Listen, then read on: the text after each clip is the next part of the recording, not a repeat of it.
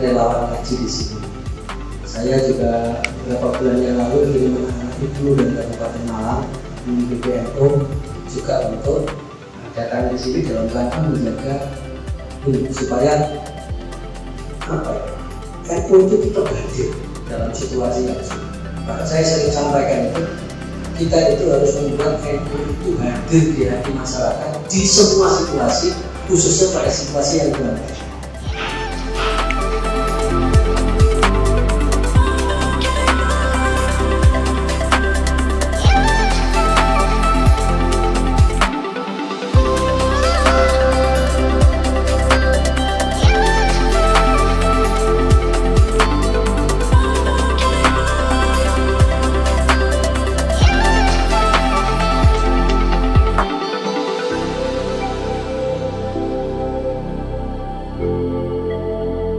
Para pemirsa channel Rumah Sedekah, di belakang saya ini hamparan bekas lahar yang sekarang sudah mulai dikerjakan untuk dikurangi, karena ini menjadi akses alternatif bagi masyarakat yang ada di Pronojiwo menuju Candipuro.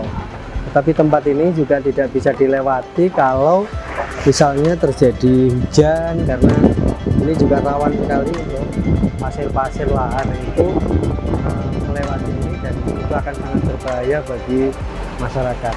Kami dari Rumah Sedekah bersama LP Ma'arif Nahdlatul Ulama Jawa Timur bersama dengan Universitas Islam Malang hadir di sini dalam rangka untuk melihat kebutuhan dan menyerahkan pendidikan untuk bantuan-bantuan pendidikan yang kita serahkan kepada para siswa, kepada madrasah, kepada sekolah. Dengan ini kita berharap pendidikan di Candipuro, pendidikan di Pronojiwo Lumajang ini bisa segera kembali.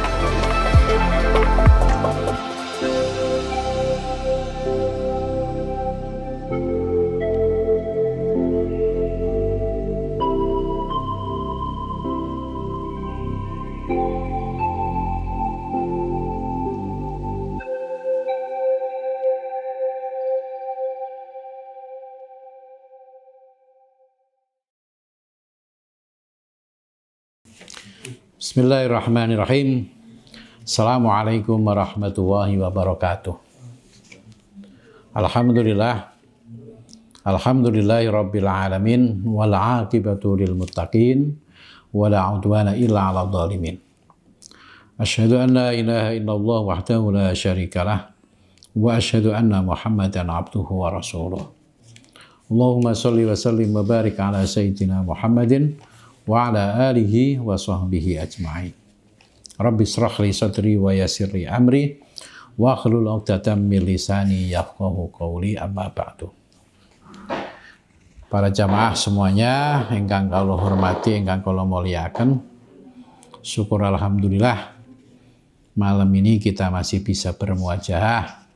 Mudah-mudahan pertemuan kita adalah pertemuan yang barokah, pertemuan yang banyak membawa manfaat, pertemuan yang diridhoi oleh Allah Subhanahu wa Ta'ala. Amin amin ya rabbal alamin. Kembali kita akan melanjutkan kajian kita di kitab Nashaikhul Ibad. Sekarang ini kita sudah sampai pada makalah yang ke-7 kemarin itu. Sekarang akan kita bahas makalah yang ke-8. Makalah yang 8 ini merupakan hadis dari Rasulullah Shallallahu Alaihi Wasallam tentang al-munjiyat wal muhlikat. Baik, kita mulai ya. Qala al-mu'allif rahimahullahu ta'ala wa nafa'ana fi ulumi darain amin. Wal maqalatu as-saminatu, utawi makalah sing nomor 8 iku an Abi Hurairah radhiyallahu anhu, saking Abu Hurairah radhiyallahu anhu, wa ismuhu Abdurrahman bin Sahr.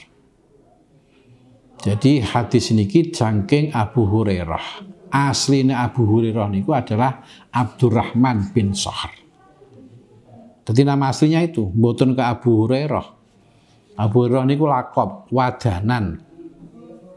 Mergo senengi karo kucing, sehingga diarani Abu Hurairah. Abu niku bapak, Hurairah itu kucing cilik.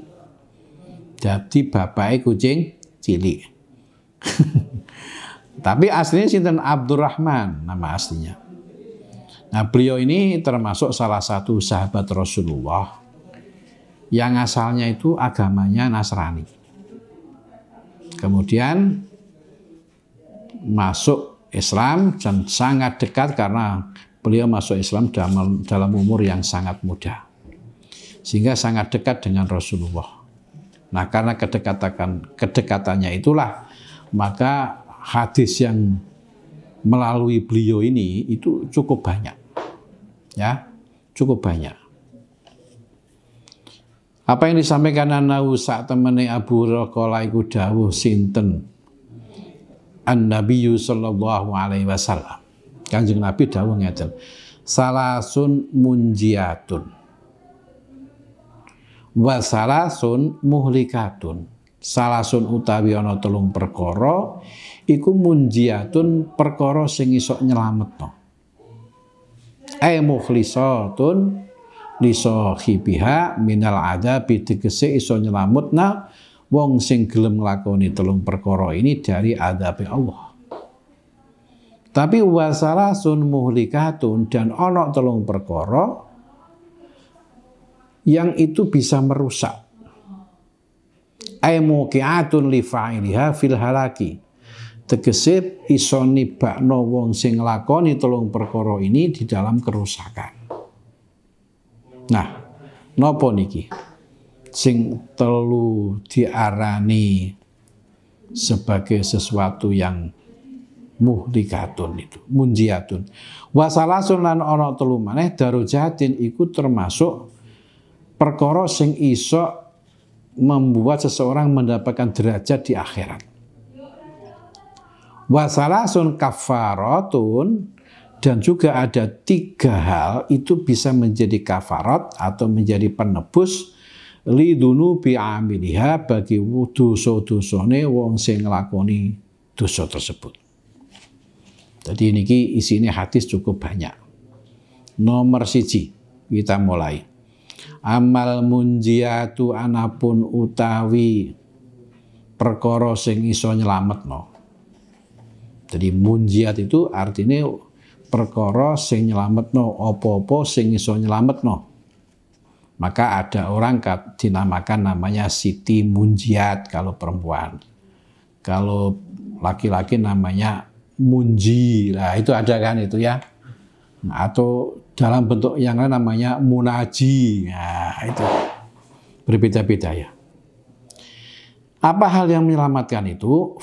Adalah fakhosyatullahi ta'ala fisirri wal alaniyati, yaitu wedi marang Gusti Allah baik ketika sendirian ataupun di tengah-tengah orang banyak. Wedi marang Allah di tengah orang banyak itu mungkin cenderung ringan, karena paling gak di ini sungkan karo wong. Tapi tetap wedi marang Gusti Allah ketika sendirian itu sesuatu yang sangat istimewa.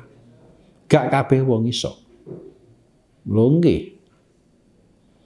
Ana arek mlaku-mlaku ning embung karo kancane kok lirak-lirik cewek. Iku rada sungkan.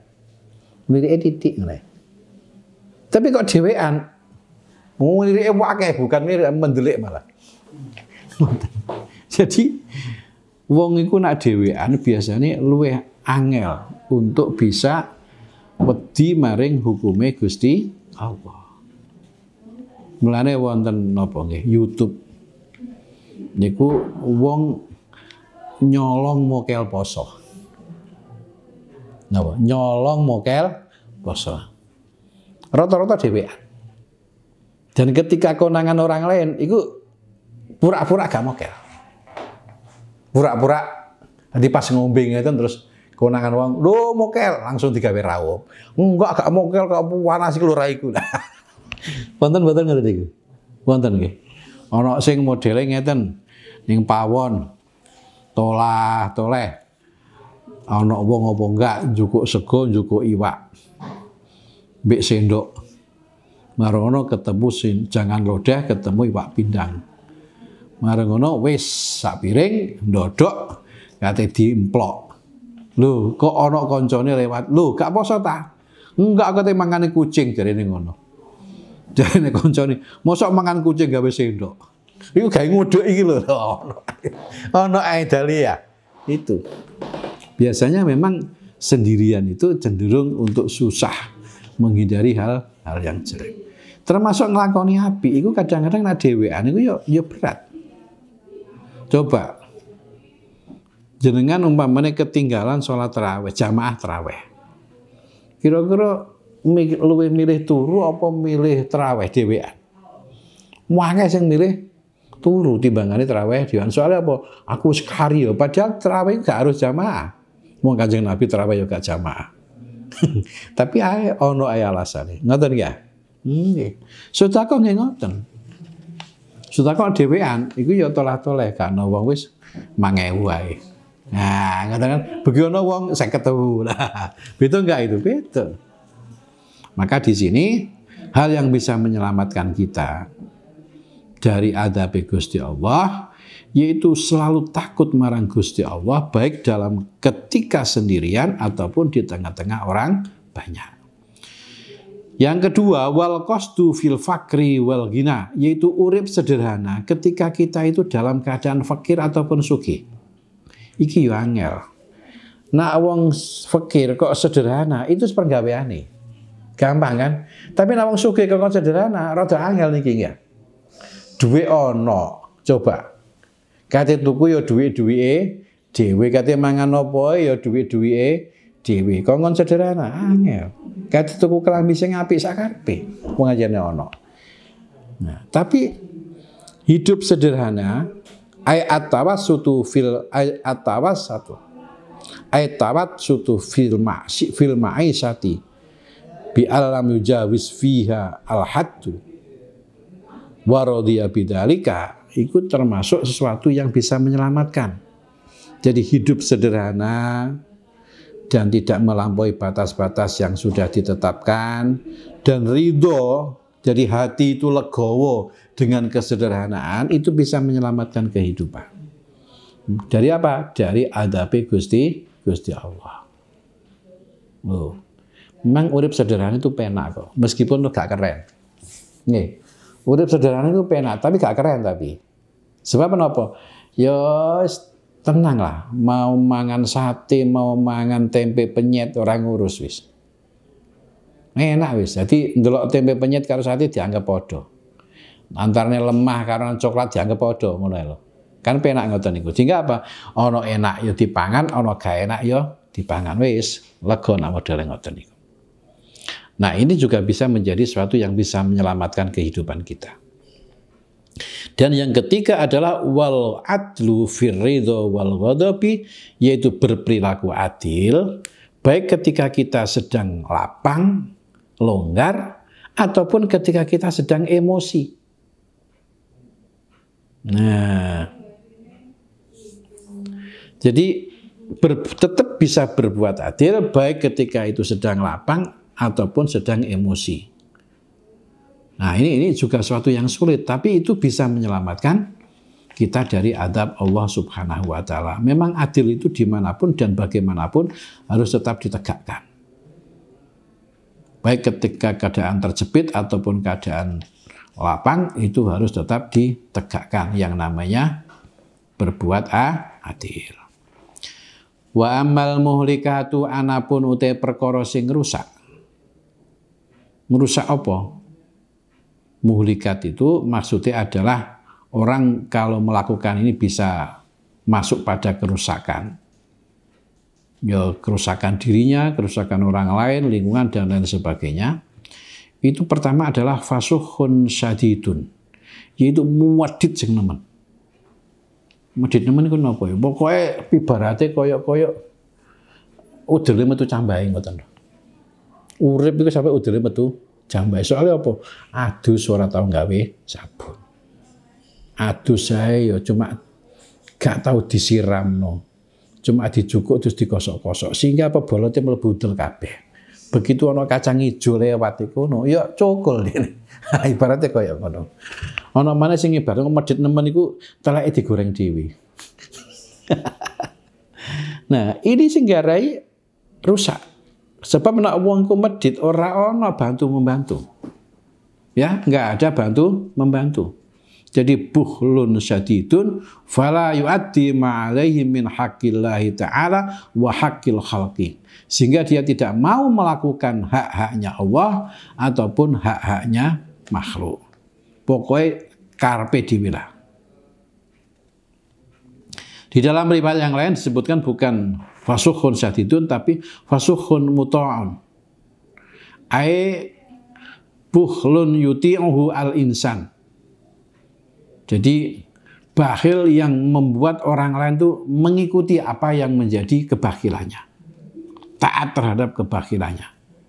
Karena dianggap bakhil itu membuat sukses. Nah, gitu. Karena bakhil itu membuat sukses karena apa? Dengan hemat dia menjadi kaya. Nah, ini pepatah itu harus ditandai kutip itu ya, ojo sembarangan gitu. Wahawan muttaba'un, yang kedua hal yang bisa membuat kerusakan itu adalah mengikuti hawa nafsu bi ayat tabi'a ma ya'muruhu bi hawahu. Mengikuti apa yang diperintahkan oleh hawa nafsu nih.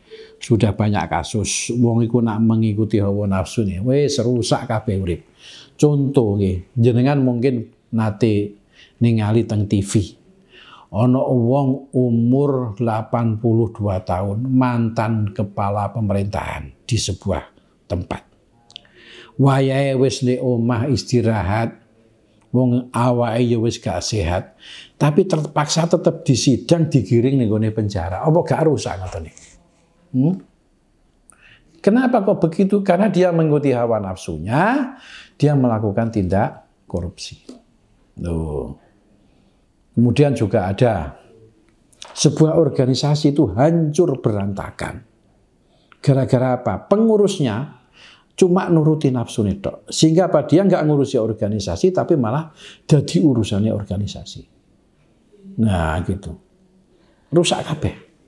Ngoten. Hakim bukan menegakkan keadilan, tapi justru menjual beli kasus. Jadi menginjak-injak hukum, menginjak-injak keadilan. Kalau sudah begitu, akibat mengikuti hawa nafsu, rusak semuanya. Makanya di dalam hadis yang lain, Kanjeng Nabi Muhammad SAW memerintahkan kepada kita, jadikanlah hatimu itu sebagai amir, sebagai pemimpin. Sementara nafsumu jadikan sebagai rakyatnya yang mau mengikuti hati. Begitu. Kalau nafsu yang dijadikan sebagai pemimpin, maka rusak semuanya nanti jadinya. Kemudian yang ketiga adalah wa'ijabul mar'i binafsi, wong sing ujub, wong sing rumangsa paling apik dhewe, paling bener dhewe. Mun kalau itu terjadi rusak kabeh. Nggih, rusak kabeh. Kenapa? Karena dia melihat orang lain itu rendah. Dia melihat orang lain itu bodoh. Dia melihat orang lain itu jelek. Dia melihat orang lain itu miskin. Sehingga itu semuanya diremehkan. Nah, awal segala kerusakan, kalau kita sudah memulai meremehkan segala sesuatu, maka akan terjadi kerusakan-kerusakan besar. Maka harus kita hindari. Dan orang yang ujub itu ibaratnya wong sing lali karo nikmati Gusti Allah.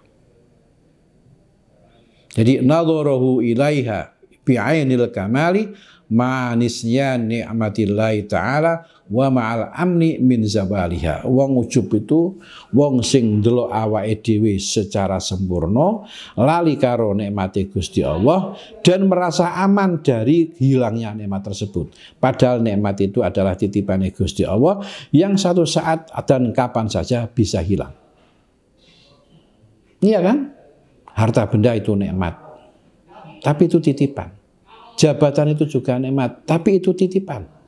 Ilmu itu juga titipan. Kalau Allah sudah berkehendak diambil, ya hilang juga. Maka tidak boleh kita sembarangan. Ngoten. Bapak dan ibu-ibu para jamaah sedaya ingkang kula hormati. Kemudian wa amad darajatu, anapun perkara sing nggarai derajate seseorang itu naik. Itu apa? Fa ifsa'us salam, ai idharus salam bainan nas bi an tusallima ala man araftahu wa man lam ta'rifhu, yaitu selalu menyebarkan salam kepada orang lain, baik orang yang dikenal ataupun orang yang tidak dikenal. Itu justru akan menaikkan derajat kita, bukan menurunkan derajat kita. Maka ketika kita ketemu seorang yang indikatornya dia adalah muslim, sebaiknya kita tebarkan salam. Assalamualaikum. Begitu. Ya. Kalau enggak, kita cenderungannya kayak wong sombong. Wong sombong enggak pernah diregani wong. Tapi kalau orang itu ramah, apa meneh paring donga ning gone wong, insyaallah dia terangkat derajatnya. Niku nomor 1. Nomor 2, wa'id amut ta'am. Wong sing gelem paring daharan dumateng tiang lintu. Wabil khusus ridhoifi wal ja'i, kepada tamu dan juga kepada orang yang lapar. Kita beri makan. Dan ini adalah merupakan salah satu sifat para nabi. Nabi Ibrahim itu nak gahar, nak durung kumpul wong-wong, ana wong-wong sing dijak dahar, itu gak dahar-dahar. Sampai direwangi mlaku berkilo-kilometer. Golek apa?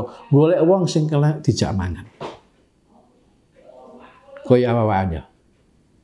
Kaya mboten? Mboten, mangan enak ndelik, mojok dhewe, ngoten kan? Kuwatir bayar, bahkan mangan di warungnya ketemu koncone lewat, ojo ngetok, kuwatir bayar. Cek meditir. Padahal orang itu kalau loman, itu dihargai orang lain. Wis lah. Contohnya ngene, kok umpamane ana Joko, ora patok ganteng.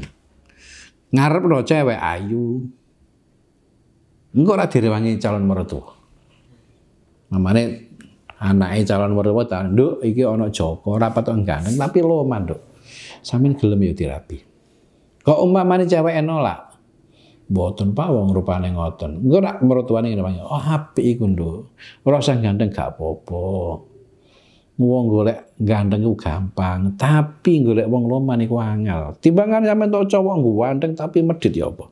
Lara kabeh. Nang ndi-ndi dijak mlaku wae. Mangan bakso wong loro bayar dhewe-dhewe. Lara kabeh sampean. Nah, di ngono-ngono. Lho tapi omah ajae ngoten, Pak. Lho nek bengi aja didelok, patenono ae lampune kamarmu. Ora diwangi ngono. Mulane nek sampean kok ketemu ana arek gak patok ganteng kok bojone ayu, itu biasanya loman iku. Mental amat diteni. Coba lakukan penelitian tak tepat itu. Ya. Jadi loman. Ambean bahan bondo donya jarene Kanjeng Nabi iku nek digawe sedekah gak kate kurang, justru malah bertambah. Mana kosomalun min sulaqatin. Ora katene kurang, bondo iku digawe sedekah. Ibaratnya ngene, koyok kene iki ngombe, mertamu ning wong disuguhi ngombe. Kok ombene suguhane diombe. Iku rak mesti ditawani diparingi maneh. Malih nggih, lha ngoten kan? Coba nek sampean jarno ya gak kira disoki maneh. Apa gak kutakutan nanti jadinya. Lho, ngono kan? Mulane mboten usah medit-medit dadi wong. Nah, kalau Imam Al-Ghazali memberikan saran begini, nak kepingin bondo dunyomu iku dadi milikmu culno, paringno ning wong liya. Tapi nak kepingin bondo dunyo iku gak katene dadi nggonmu, mulane ya kelon-kelon dhewe salet ning donya. Ngoten. Sebab apa? Bondo dunyo sing melok ning ngene akhirat itu adalah bondo dunyo sing disedekahno, duduk bondo dunyo sing dipek dhewe. Wassalatu billaili wan nasu niyamun. Yang ketiga yang bisa menaikkan derajat kita itu adalah ketika kita sholat malam sementara orang lain pada tidur. Ya, ayat tahajud fi jawfil laili hala ghaflatin nasi fi ladatin naum.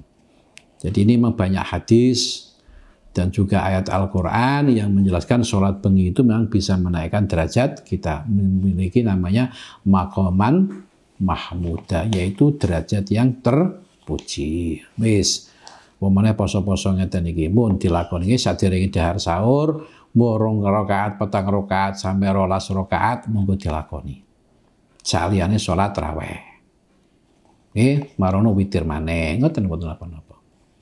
Dan yang ketiga, yang berikutnya, wa ammal kafaratu, adapun hal yang bisa membuat dosa kita itu tertebus atau diampuni oleh Allah Subhanahu wa taala, Yang pertama itu adalah faisbahul wudu'i fis sabarat, yaitu menyempurnakan wudhu ketika cuaca sedang dingin. Fi waktu syiddatil barat, ya, fi waktu syiddatil bardi bi ayyatiya bisunanihi, yaitu tetap menyempurnakan sholat itmamul wudhu ketika waktunya itu sedang dingin dan kita tetap melakukan sunah-sunahnya. Maka ini bisa menjadi pelebur dosa. Oke? Mulane Bapak Ibu, ojo terus golek endenge. Waduh, wadem ngeten iki ana apa? Tayamum mawon nggih. Ya oleh. Tapi kan itu kita tidak mendapatkan al-kafarat tadi ini. Jadi kalau kita khawatir terhadap hawa dingin, kemudian mau sholat kita tayamum, itu sajane angsal karena ada ilatnya seperti itu. Tapi akan lebih utama bila mana kita itu menyempurnakan wudhu ya dengan air. Karo ngempet-ngempet titik. Kenapa? Itu pahalanya gede. Di antara pahalanya apa? Jadi kafaratul adab, jadi kafaratul khotiat, menjadi pelebur dosa, menjadi penghapus kesalahan. Kemudian yang juga menjadi kafarat lagi itu apa? Wa naqlul aqdami ila jamaati, yaitu pergi sholat berjamaah. Itu juga menjadi kafarat. Karena memang bukan persoalan pahala saja jamaah itu. Di jamaah itu kita akan banyak belajar, banyak belajar. Apa saja? Satu, kita bisa bersilaturahim. Wong sing seneng silaturahim itu termasuk imane kuat. Nomor loro, kita akan belajar tentang kesetaraan. Bahwa kopral ataupun jenderal ketika sholat ya sudah harus mengikuti imam. Kabeh kudu yo madhep ngulon, waya lungguh yo lungguh, waya ngadeg yo ngadeg. Bah itu kopral ataupun jenderal. Kemudian juga apa? Mensiarkan agama. Ya, siar agama nih nalikane ketok ana jamaah. Coba panjenengan tingali mawon. Poso-poso ngeten iki. Niku koyok korak ketara wong Indonesia ku akeh Islame. Apa? Sebab begitu waktu traweh teko dan buyar salat traweh, iku rak koyok-koyok wong Islam kabeh. Syiar kan itu. Dan itu bagus kan? Bagus. Kemudian yang berikutnya apa? Apalagi kalau dilakukan di masjid, itu kita bisa apa? Iktikaf. Ngoten. Nomor loro bisa memakmurkan masjid. Jadi banyak yang bisa kita peroleh. Makanya itu menjadi kafarat bagi kesalahan-kesalahan kita. Kemudian yang berikutnya wantidharus sholati ba'da sholat, dan menunggu sholat setelah melakukan sholat. Jadi ketika kita berharap bahwa setelah sholat masih ada sholat yang lain, itu kita tunggu-tunggu, itu menjadi kafaratun lil khotiat, bisa menjadi pelebur kesalahan-kesalahan kita. Jangan kemudian alhamdulillah mari sholat isok turu duduk ngono, tapi alhamdulillah isok sholat duhur, delok maneh isok sholat asar, madhep maneh, wadul maneh, dialog maneh ning gone Gusti Allah, ngoten mestine ya.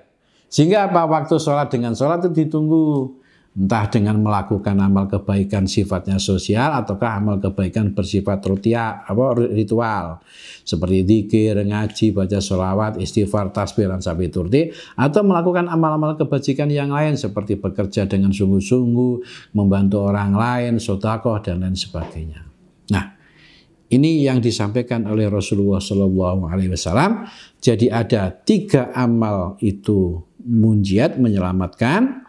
Ada 3 amal itu merusak, ada 3 amal itu bisa menaikkan derajat kita di akhirat, dan ada 3 amal itu bisa membuat kita mendapatkan leburnya kesalahan atau diampuninya kesalahan.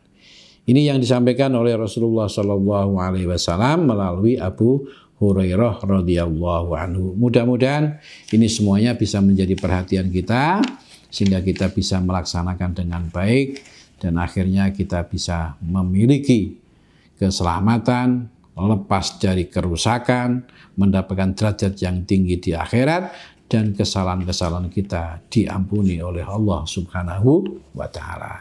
Demikian Bapak Ibu, para jamaah semuanya yang saya hormati, yang saya muliakan. Mudah-mudahan kita bisa bertemu kembali di lain kesempatan. Ihdinas siratal mustaqim, nyuwun pangapunten ingkang kathah. Wallahul muwaffiq ila aqwamit thoriq. Wassalamualaikum warahmatullahi wabarakatuh.